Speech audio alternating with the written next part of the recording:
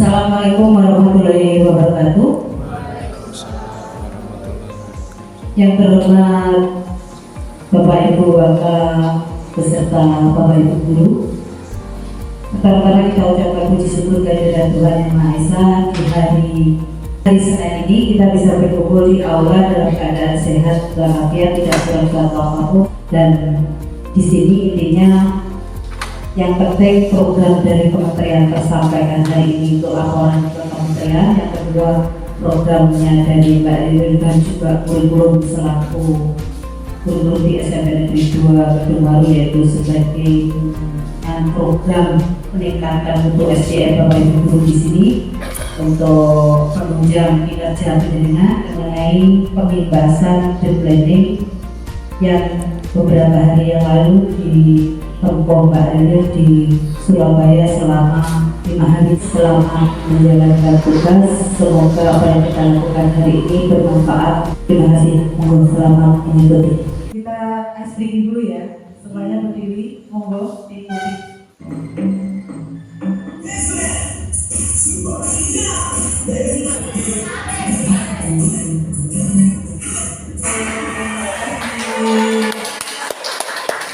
Siapa yang hebat? Kita semua hebat. SMP Negeri 2 Gedung Baru Luar biasa. Yes. Terima kasih. Kita mulai ya. Puji Tuhan, go. Di sini kami siap berlatih, mendukung program yang pasti, belajar, berkarya, berinovasi untuk meningkatkan kompetensi. Terima kasih. Bapak Ibu, kita hari ini belajar PP 01 dulu ya. Ini tentang pola pikir bertumbuh. Kemarin di BPPTK Jawa Timur ini waktunya 3 JP, 1 JP sama dengan kita 45 menit. Jadi kita membahas ini bareng-bareng. Oh iya, kita belum jeda ya. Pembelajaran mendalam, berkesadaran, bermakna, menggembirakan. Yuk kita ya dulu. Pembelajaran mendalam, berkesadaran, bermakna, menggembirakan. terima kasih. Oke, dalam pola pikir bertumbuh itu kita belajar tentang konsep pola pikir bertumbuh dalam pembelajaran mendalam.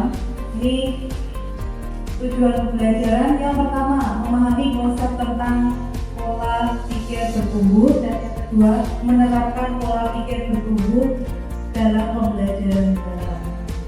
Kemudian skenario pembelajarannya seperti ini seharusnya. Nanti kita diskusi aja.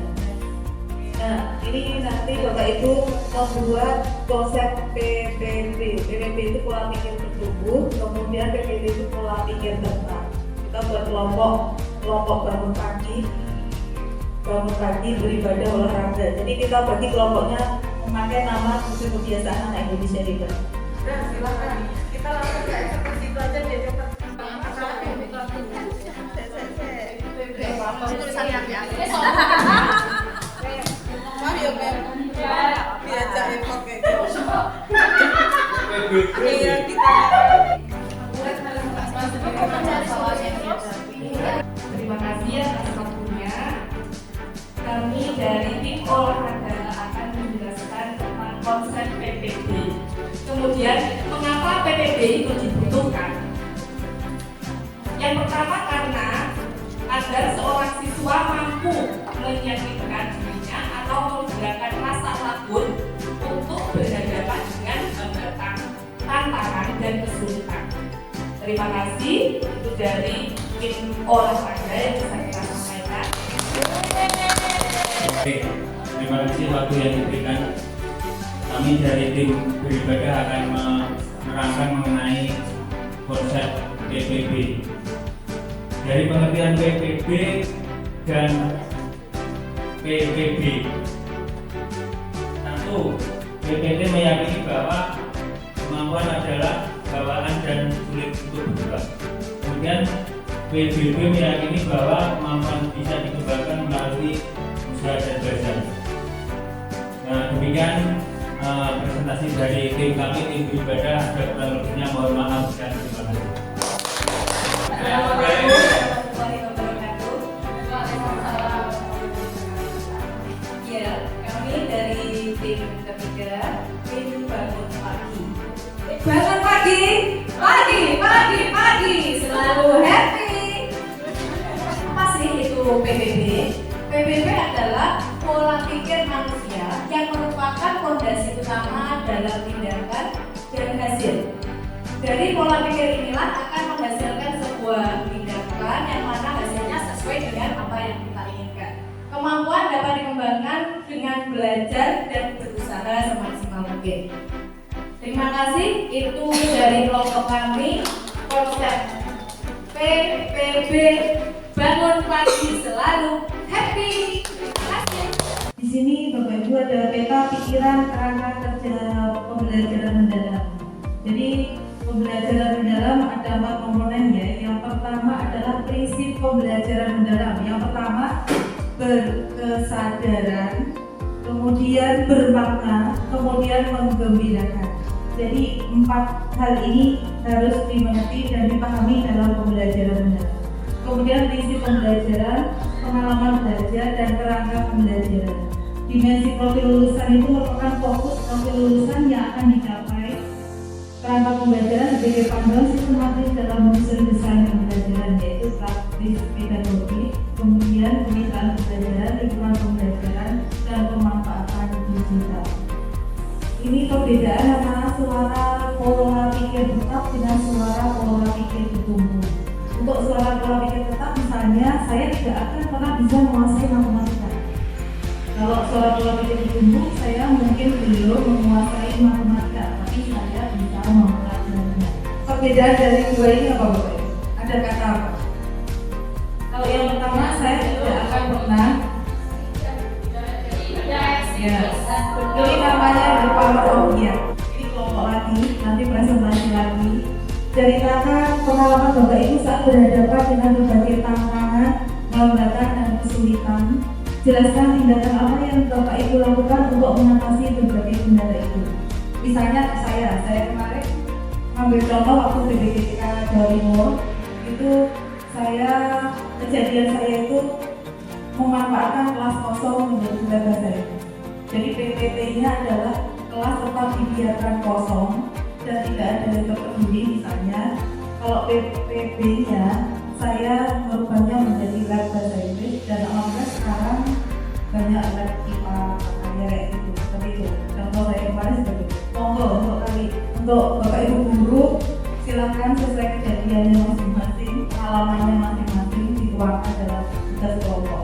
Silakan.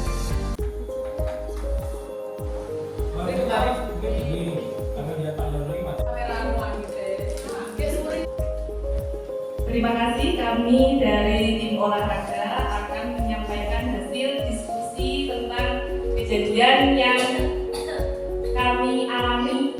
Sebelumnya kita yel dulu biar lebih semangat.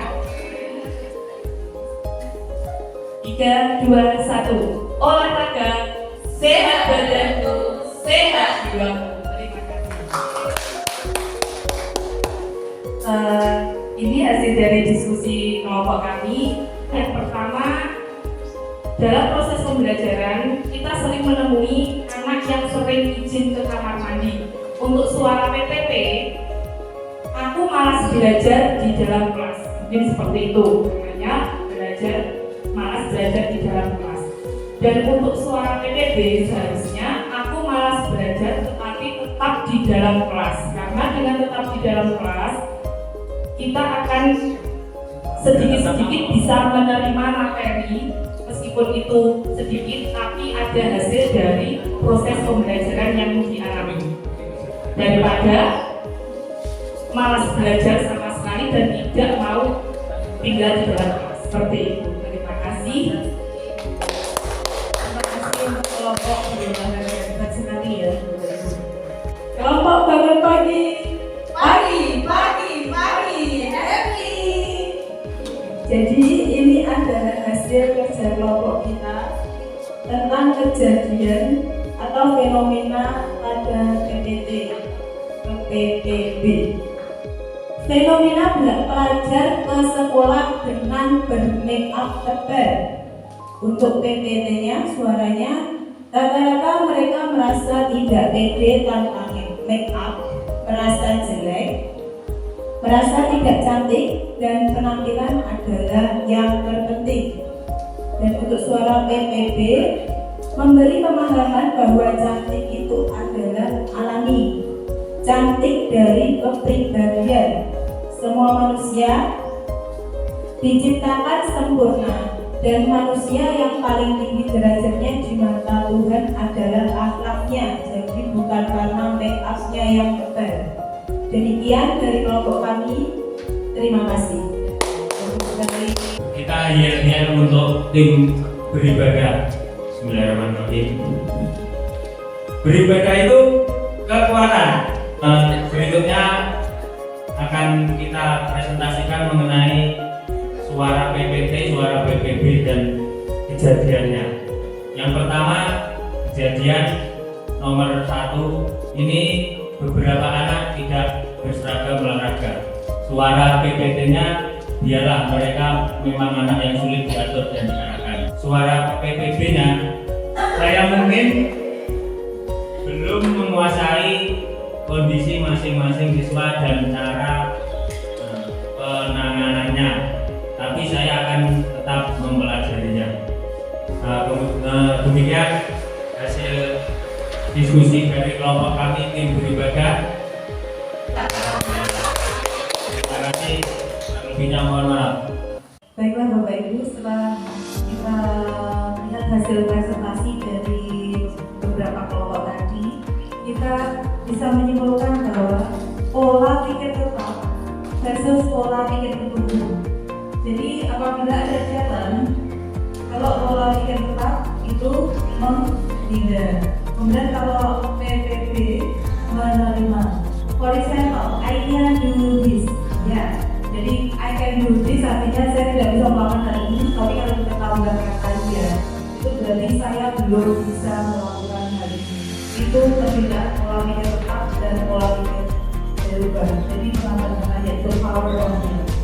Baiklah Bapak Ibu, untuk sebelum kita mengakhiri pertemuan hari ini, mari kita mendengarkan refleksi dari salah satu Bapak Ibu guru di sini. Monggo, siapa yang mau merefleksi? Oh, monggo Pak Bagus. Terima kasih. Assalamualaikum warahmatullahi wabarakatuh. Waalaikumsalam warahmatullahi wabarakatuh. Ya, setelah tadi kita mempelajari tentang PPT, yaitu pola pikir tetap dan pola pikir bertumbuh. Oleh karena itu, makanya tadi saya menyimpulkan bahwasanya yang paling penting yaitu adalah kesadaran dulu, ya. Kalau sudah anak mempunyai kesadaran, baru nanti anak mempunyai pemikiran yang kritis, ya. Setelah itu nanti anak bisa menganalisis serta berkesadaran, dan akhirnya kemampuan cara anak berpikir bisa berubah, sehingga merupakan langkah awal yang sangat penting dalam proses perubahan. Mungkin itu saja yang bisa saya sampaikan. Terima kasih. Assalamualaikum warahmatullahi wabarakatuh. Iya, tepuk tangan untuk Pak Bagus. Terima kasih. Baiklah Bapak Ibu, demikianlah serangkaian kegiatan pembahasan pembelajaran mendalam hari ini. Terima kasih atas semangat dan antusiasme dari jenengan yang luar biasa. Moga kita nyanyi lagi biar semangat, kemudian kita akhiri kegiatan hari ini.